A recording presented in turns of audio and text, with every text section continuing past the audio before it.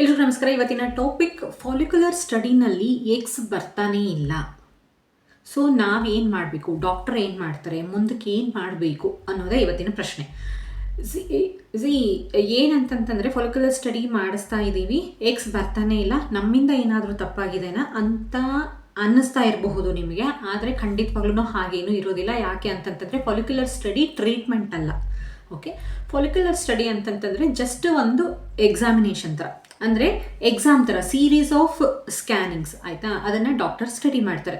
ಈಗ ನಾರ್ಮಲ್ ಆಗಿ ಏನು ಅಂತಂತಂದರೆ ಮಕ್ಕಳು ಸ್ಕೂಲಲ್ಲಿ ಏನು ಮಾಡ್ತಾರೆ, ಟೀಚರ್ಸು ಸ್ಕೂಲಲ್ಲಿ ಮಕ್ಕಳಿಗೆ ಎಷ್ಟು ಕಲ್ತ್ಕೊಂಡಿದ್ದಾರೆ ಅನ್ನೋದನ್ನು ತಿಳ್ಕೊಳ್ಳೋದಕ್ಕೋಸ್ಕರ ಏನು ಮಾಡ್ತಾರೆ, ಟೆಸ್ಟ್ ಕಂಡಕ್ಟ್ ಮಾಡ್ತಾರೆ. ಓಕೆ, ಎಕ್ಸಾಮ್ ಕಂಡಕ್ಟ್ ಮಾಡ್ತಾರೆ. ಸೇಮ್ ಅದೇ ಥರ ಇದೂ ಕೂಡ ಒಂದು ಟೆಸ್ಟ್ ಅಷ್ಟೇ.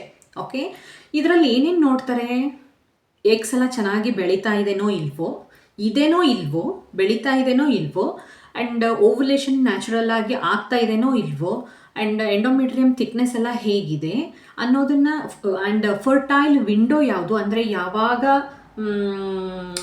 ಏನು ಎಗ್ಸ್ ಮೇಚರ್ ಆಗಿ ಓವಲೇಟ್ ಆಗಿ ಯಾವಾಗ ಸೇರಿದ್ರೆ ಪ್ರೆಗ್ನೆನ್ಸಿ ಕನ್ಫರ್ಮ್ ಆಗುವಂತಹ ಸಾಧ್ಯತೆ ಇರುತ್ತೆ ಅನ್ನೋದು ಫರ್ಟೈಲ್ ವಿಂಡೋ. ಓಕೆ, ಈ ದಿವಸಗಳಲ್ಲಿ ಟ್ರೈ ಮಾಡಿದ್ರೆ ಮಾತ್ರ ಪ್ರೆಗ್ನೆನ್ಸಿ ಆಗುತ್ತೆ. ಓಕೆ, ಅದು ಗೊತ್ತಿಲ್ಲದೇ ಸುಮಾರಷ್ಟು ಜನಕ್ಕೆ ಪ್ರೆಗ್ನೆಂಟ್ ಆಗ್ತಾ ಇರೋದಿಲ್ಲ. ಎಲ್ಲ ಕರೆಕ್ಟಾಗಿರುತ್ತೆ, ಆದರೆ just because of when to try ಅನ್ನೋದು ಗೊತ್ತಿರೋದಿಲ್ಲ. ಸೊ ಅದರಿಂದ ಸುಮಾರಷ್ಟು ಜನ ಪ್ರೆಗ್ನೆಂಟ್ ಆಗ್ತಾ ಇರೋದಿಲ್ಲ. ಓಕೆ, ಸೊ ಇದು ಎಲ್ಲದನ್ನು ಫರ್ಟೈಲ್ ವಿಂಡೋ ಯಾವಾಗ ಅಂದರೆ ಯಾವಾಗ ಟ್ರೈ ಮಾಡಬೇಕು ಅನ್ನೋದಾಗಲಿ, ಫಾಲಿಕಲ್ಸ್ ಗ್ರೋತ್ ಆಗ್ತಾ ಇದೇನೋ ಇಲ್ವೋ, ಫಾಲಿಕಲ್ಸ್ ನಂಬರ್ ಆಫ್ ಫಾಲಿಕಲ್ಸ್ ಜಾಸ್ತಿ ಇದೇನೋ ಇಲ್ವೋ, ಮೇಜರ್ ಆಗ್ತಾ ಇದೇನೋ ಇಲ್ವೋ, ನಾರ್ಮಲ್ ಓವ್ಯುಲೇಷನ್ ಆಗ್ತಾ ಇದೇನೋ ಇಲ್ವೋ ಅನ್ನೋದನ್ನು ತಿಳ್ಕೊಳ್ಳೋದಕ್ಕೋಸ್ಕರ ಡಾಕ್ಟರ್ಸ್ ಏನು ಮಾಡ್ತಾರೆ, ದಿವಸ ಬಿಟ್ಟು ದಿವಸ 2 ದಿವಸಕ್ಕೊಂದ್ಸತಿ 3 ದಿವಸಕ್ಕೊಂದ್ಸತಿ ಟೆಸ್ಟ್ಗಳು ಸ್ಕ್ಯಾನಿಂಗ್ ಮಾಡ್ತಾರೆ, ಅಲ್ಟ್ರಾಸೌಂಡ್ ಸ್ಕ್ಯಾನಿಂಗ್ ಮಾಡ್ತಾರೆ.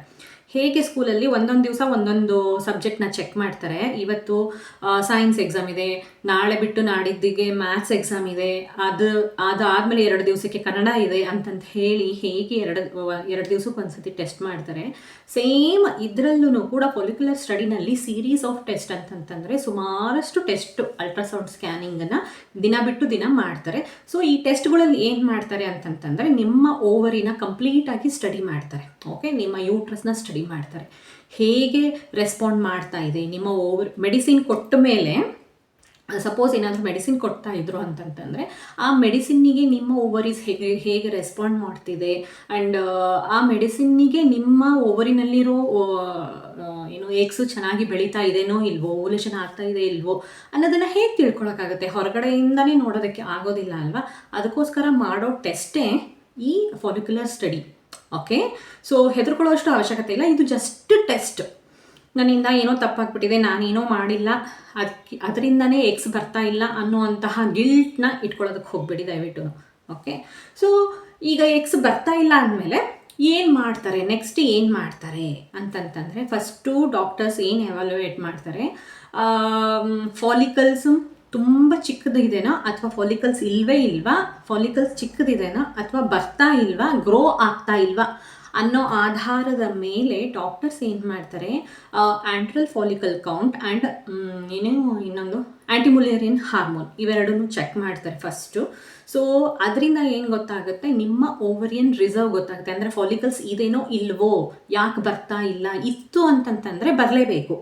ಓಕೆ, ಸೊ ಅಲ್ಲೇ ರಿಸರ್ವಲ್ಲೇ ಫಾಲಿಕಲ್ಸ್ ಇಲ್ಲ ಅಂತಂತಂದವಾಗ ಆಬ್ವಿಯಸ್ಲಿ ಫಾಲಿಕ್ಯುಲರ್ ಸ್ಟಡಿನಲ್ಲಿ ನಿಮಗೆ ಕಾಣಿಸೋದಿಲ್ಲ, ಬರ್ತಾ ಇರೋದಿಲ್ಲ. ಓಕೆ, ಸೊ ಏನು ಮಾಡ್ತಾರೆ, ನಿಮ್ಮ ಎಗ್ ರಿಸರ್ವ್ನ ಚೆಕ್ ಮಾಡ್ತಾರೆ. ಎಗ್ ರಿಸರ್ವ್ನ ಚೆಕ್ ಮಾಡಿ ಎಗ್ ರಿಸರ್ವ್ ಚೆನ್ನಾಗಿದೆ ಆದರೂ ಫಾಲಿಕಲ್ಸ್ ಬರ್ತಾ ಇಲ್ಲ ಅನ್ನೋದೇನಾದರೂ ಗೊತ್ತಾಯಿತು ಅಂತಂದರೆ ಡಾಕ್ಟರ್ಸ್ ಏನು ಮಾಡ್ತಾರೆ, ಒಂದು ಮೈಲ್ಡ್ ಮೆಡಿಸಿನ್ಸ್ ಕೊಡ್ತಾರೆ. ಓಕೆ, ಕ್ಲೋಮಿಫಿನ್ ಕೊಡ್ತಾರೆ. ಫಸ್ಟ್ ಇನಿಷಿಯಲಿ ಕ್ಲೋಮಿಫಿನ್ ಸಿಟ್ರೇಟ್ ಕೊಡ್ತಾರೆ. ಕ್ಲೋಮಿಫಿನ್ ಸಿಟ್ರೇಟ್ ಕೊಟ್ಟಾದಮೇಲೂ ಬಂದಿಲ್ಲ ಅಂತಂತಂದರೆ ಲೆಟ್ರೋಝೋಲ್ ಕೊಡ್ತಾರೆ. ಓಕೆ, ಲೆಟ್ರೋಝೋಲ್ ಕೊಟ್ಟಾದ್ಮೇಲೂ ಎಗ್ಸ್ ಬರ್ತಾ ಇಲ್ಲ, ಗ್ರೋ ಆಗ್ತಾನೇ ಇಲ್ಲ, ತುಂಬ ಚಿಕ್ಕ ಫಾಲಿಕಲ್ಸ್ ಆಗಿ ಹಾಗೆ ಕೂತ್ಕೊಂಡ್ಬಿಟ್ಟಿದೆ, ಬೆಳಿತಾನೇ ಇಲ್ಲ, ಮೆಡಿಸಿನ್ ಕೊಟ್ಟರು ಆ್ಯಕ್ಟ್ ಮಾಡ್ತಾ ಇಲ್ಲ ಅನ್ನೋದೇನಾದರೂ ಗೊತ್ತಾಯಿತು ಅಂತಂತಂದರೆ ಅದೇ ಅಗೇನ್ ಸ್ಕ್ಯಾನಿಂಗಲ್ಲೇ ಗೊತ್ತಾಗೋದು ಅದು. ಓಕೆ, ಮೆಡಿಸಿನ್ ಕೊಟ್ಟಾದಮೇಲೆ ಮತ್ತೆ 2 ಡೇಸ್ಗೆ 4 ಡೇಸಿಗೆ ಒಂದ್ಸತಿ ಚೆಕ್ ಮಾಡ್ತಾರೆ.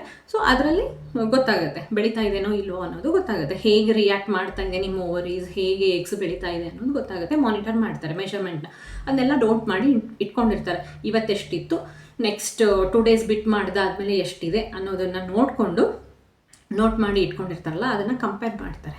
ಓಕೆ, ಸೊ ಬೆಳೀತಾ ಇದೆನೋ ಇಲ್ವೋ ಅನ್ನೋದನ್ನು ನೋಡ್ತಾರೆ.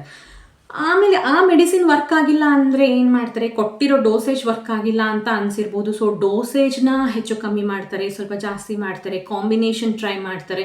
ಸೊ ಇದನ್ನೆಲ್ಲ ಮಾಡ್ತಾರೆ. ಇದಾದ್ಮೇಲೂ ಬರ್ತಾ ಇಲ್ಲ ಅಂತಂದ ಅವಾಗ ಏನು ಮಾಡ್ತಾರೆ, ಇಂಜೆಕ್ಟೇಬಲ್ ಮೆಡಿಸಿನ್ಸ್ನ ಕೊಡ್ತಾರೆ. ಸೊ ಇಂಜೆಕ್ಟೇಬಲ್ ಮೆಡಿಸಿನ್ ಕೊಟ್ಟವಾಗ್ಲೂ ಆಗಿಲ್ಲ ಅಂತಂತಂದರೆ ಏನು ಮಾಡಬೇಕು ಅಂತ ಅವಾಗ ಮತ್ತೆ ಕಾಂಬಿನೇಷನ್ ಟ್ರೈ ಮಾಡ್ತಾರೆ. ಓಕೆ, ಅವಾಗೂ ಡೋಸೇಜ್ ಹೆಚ್ಚು ಕಮ್ಮಿ ಮಾಡಿ ನೋಡ್ತಾರೆ. ಓಕೆ, ಸೊ ಆವಾಗ ಎಗ್ಸ್ ಬರೋದಕ್ಕೆ ಒಳ್ಳೆ ಸೈಜ್ ಎಗ್ಸ್ ಬರೋದಕ್ಕೆ ಸ್ಟಾರ್ಟ್ ಆಯಿತು, ಗ್ರೋ ಆಗ್ತಾ ಇದೆ, ಓವರೀಸ್ ನೀಟಾಗಿ ರೆಸ್ಪಾಂಡ್ ಮಾಡ್ತಾ ಇದೆ ಅನ್ನೋದು ಗೊತ್ತಾಯಿತು ಅಂತಂತಂದರೆ ನೆಕ್ಸ್ಟ್ ಸ್ಟೆಪ್ ಏನು, ಓವ್ಯುಲೇಷನ್. ಓಕೆ, ಓವ್ಯುಲೇಷನ್ಗೋಸ್ಕರ ವೇಟ್ ಮಾಡ್ತಾರೆ. ಅಂದರೆ ಓವ್ಯುಲೇಷನ್ ನ್ಯಾಚುರಲ್ ಆಗಿ ಆಗಲಿ ಅಂತ ವೇಟ್ ಮಾಡ್ತಾರೆ. ಮೇಚರ್ ಎಗ್ ಬಂದಿದೆ ಅಂತಂತಂದರೆ ನ್ಯಾಚುರಲ್ ಆಗಿ ಓವ್ಯುಲೇಟ್ ಆಗ್ತಾ ಇದೆನೋ ಇಲ್ವೋ ಅನ್ನೋದನ್ನು ಚೆಕ್ ಮಾಡೋದಕ್ಕೋಸ್ಕರ ವೇಟ್ ಮಾಡ್ತಾರೆ.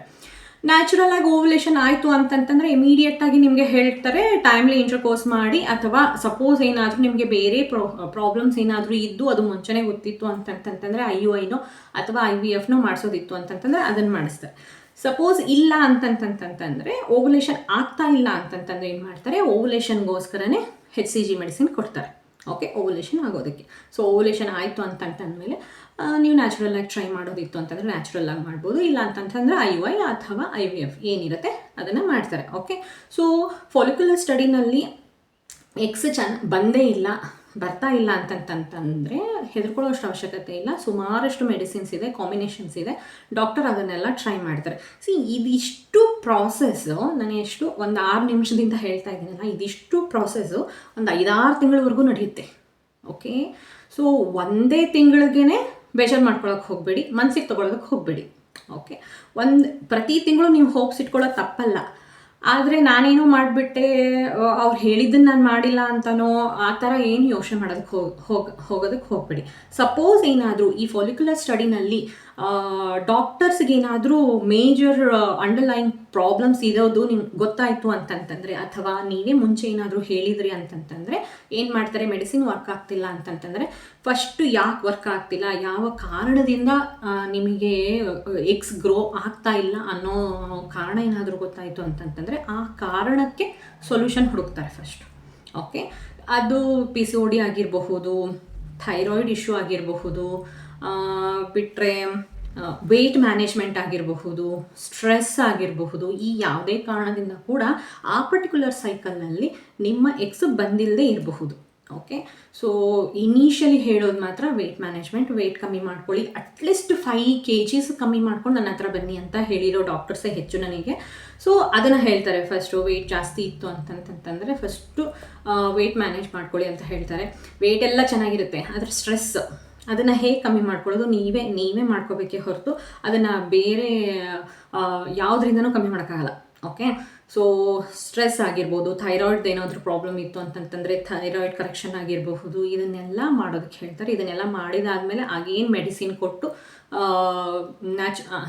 ಇದೆಲ್ಲ ಮಾಡಿದಾದಮೇಲೆ ಮತ್ತೆ ನ್ಯಾಚುರಲ್ ಆಗಿ ಟ್ರೈ ಮಾಡ್ತಾರೆ, ಎಲ್ಲ ಮಾನಿಟರ್ ಮಾಡ್ತಾರೆ. ಸರಿಯಾಗಿ ಆಗ್ತಾ ಇತ್ತು ಅಂತಂತಂದರೆ ಗ್ರೇಟ್, ಆಗ್ತಾ ಇಲ್ಲ ಅಂತಂತಂದರೆ ಆಗೇನು ಮತ್ತೆ ಮೆಡಿಸಿನ್ ಕೊಡ್ತಾರೆ. ಯಾವಾಗ ನೀವು ವೆಯ್ಟ್ ಮ್ಯಾನೇಜ್ಮೆಂಟ್ ಎಲ್ಲ ಮಾಡಿರ್ತೀರ, your body will be more responsive, ಆಯಿತಾ. ಆವಾಗ ಮೆಡಿಸಿನ್ಸಿಗೆ ನೀಟಾಗಿ ರಿಯಾಕ್ಟ್ ಮಾಡುವಂತಹ ಕೆಪಾಸಿಟಿ ಬಂದು ನಿಮ್ಮ ಬಾಡಿ ನೀಟಾಗಿ ರೆಸ್ಪಾಂಡ್ ಮಾಡಬಹುದು. ಸೊ ಅದರಿಂದ ಏನಾಗುತ್ತೆ, ಓವ್ಯುಲೇಷನ್ ಕೂಡ ಆಗ್ಬೋದು, ಎಗ್ ಗ್ರೋತ್ ಕೂಡ ಆಗಬಹುದು. ಇನ್ನು ಕೆಲವೊಂದಿಷ್ಟು ಜನಕ್ಕೆ ಟಿಪಿಕಲ್ ಓವ್ಯುಲೇಷನ್ ಏನು ಆಗ್ತಾ ಇರುತ್ತೆ, ಟಿಪಿಕಲ್ ಸೈಕಲ್ ಏನಿರುತ್ತೆ, ಅರೌಂಡ್ 14th ಡೇ ನಿಮಗೆ ಎಗ್ ಮೇಚರ್ ಆಗಿ, ಫಾಲಿಕಲ್ ಮೇಚರ್ ಆಗಿ ಓವ್ಯುಲೇಟ್ ಏನು ಆಗಬೇಕು. ಇದು ಯಾವಾಗುತ್ತೆ, ಯೂಶ್ವಲ್ ಆಗಿ 14th ಡೇ ಆಗುತ್ತೆ, 15th ಡೇ ಆಗುತ್ತೆ. ಸೊ ಏನು ಮಾಡ್ತಾರೆ, 2nd ಡೇಯಿಂದ ನಿಮ್ಮ ಫಾಲಿಕ್ಯುಲರ್ ಸ್ಟಡಿನ ಸ್ಟಾರ್ಟ್ ಮಾಡಿದ್ರು ಅಂತಂತಂದರೆ 14th ಡೇವರೆಗೂ 16th ಡೇವರೆಗೂ ಮಾಡಿಬಿಡ್ತಾರೆ. ಸೊ ಆ ಪರ್ಟಿಕ್ಯುಲರ್ ಟೈಮಲ್ಲಿ ಮಾತ್ರ ಅಲ್ಟರ್ನೇಟಿವ್ ಡೇ ಮಾಡಿಸಿ ಎಗ್ ಗ್ರೋ ಆಗ್ತಾ ಇದೆನೋ ಇಲ್ವೋ ಅನ್ನೋದನ್ನು ನೋಡ್ತಾರೆ. ಸೊ ಆ ಟೈಮಲ್ಲಿ ಕೆಲವೊಂದಿಷ್ಟು ಜನಕ್ಕೆ ಎಗ್ ಗ್ರೋನೇ ಆಗದೇ ಇರಬಹುದು. ಟಿಪಿಕಲ್ ಯಾವಾಗ, ಅರೌಂಡ್ 15th ಡೇವರೆಗೂ. ಓಕೆ, ಕೆಲವೊಂದಿಷ್ಟು ಜನಕ್ಕೆ ನ್ಯಾಚುರಲಿನೇ ಎಗ್ ಗ್ರೋತ್ ಪ್ಯಾಟರ್ನು ಚೇಂಜ್ ಇರಬಹುದು. ಓಕೆ, ಸೊ ಅಂಥವ್ರಿಗೆ ಏನಾಗುತ್ತೆ, ಆಫ್ಟರ್ 15th ಡೇನೇ ಎಗ್ ಗ್ರೋ ಆಗೋದಕ್ಕೆ ಸ್ಟಾರ್ಟ್ ಆಗಬಹುದು.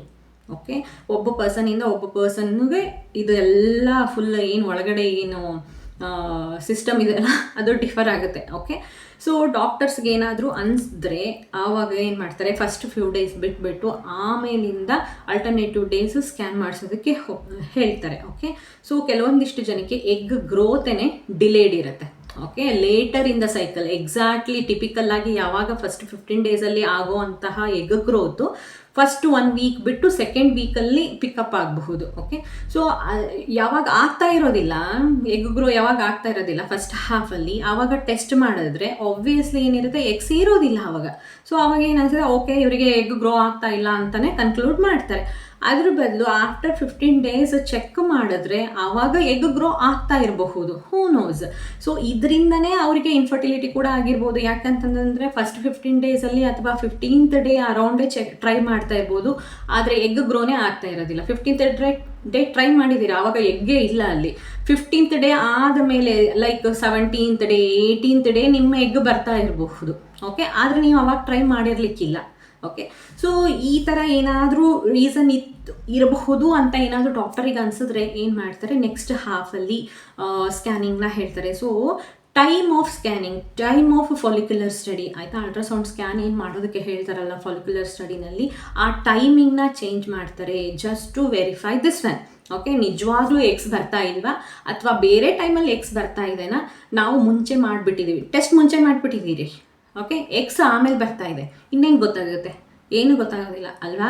ಸೊ ಈ ಥರ ಇತ್ತು ಅಂತಂತಂದರೆ just by adjusting the scanning dates ಕೂಡ ಗೊತ್ತಾಗ್ಬಿಡುತ್ತೆ. ಓಕೆ, ಸೊ ನಿಮ್ಮದು ಎಕ್ಸ್ ಬರ್ತಾನೇ ಇಲ್ಲ, ಅವಾಗೂ ಎಕ್ಸ್ ಬರ್ತಾ ಇಲ್ಲ ಅಂತಂತಂದರೆ ಮೆಡಿಸಿನ್ ಕೊಡ್ತಾರೆ. So no need to worry, ನಾನೇನೋ ಮಾಡಿಬಿಟ್ಟಿದ್ದೀನಿ ಅನ್ನೋ ಗಿಲ್ಟಲ್ಲಿ ಇರೋದಕ್ಕೆ ಹೋಗಬೇಡಿ. ಓಕೆ, ಇದ್ರ ಬಗ್ಗೆ ಮತ್ತೆ ಏನಾದರೂ ಡೌಟ್ಸ್ ಇತ್ತು ಅಂತಂತಂದರೆ ಕಮೆಂಟ್ ಬಾಕ್ಸಲ್ಲಿ ತಿಳಿಸಿ, ಖಂಡಿತವಾಗ್ಲೂ ಉತ್ತರ ಕೊಡೋಕ್ಕೆ ಟ್ರೈ ಮಾಡ್ತೀನಿ. ಆ್ಯಂಡ್ ಈ ವಿಡಿಯೋ ನಿಮಗೆ ಇನ್ಫಾರ್ಮೇಟಿವ್ ಅನ್ನಿಸ್ತಂದರೆ ಲೈಕ್ ಮಾಡಿ, ಕಮೆಂಟ್ ಮಾಡಿ ಆ್ಯಂಡ್ ಶೇರ್ ಮಾಡಿ, ಆ್ಯಂಡ್ ನನ್ನ ಚಾನಲ್ನ ಸಬ್ಸ್ಕ್ರೈಬ್ ಕೂಡ ಮಾಡಿ. ಧನ್ಯವಾದ.